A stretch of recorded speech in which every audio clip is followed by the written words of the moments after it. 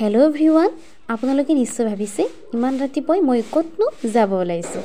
হয়, আজি 26 জানুৱাৰী উপলক্ষে আমাৰ বিদ্যালয়ত পতাকা উত্তোলন কৰিব। তাকে বলকচোন।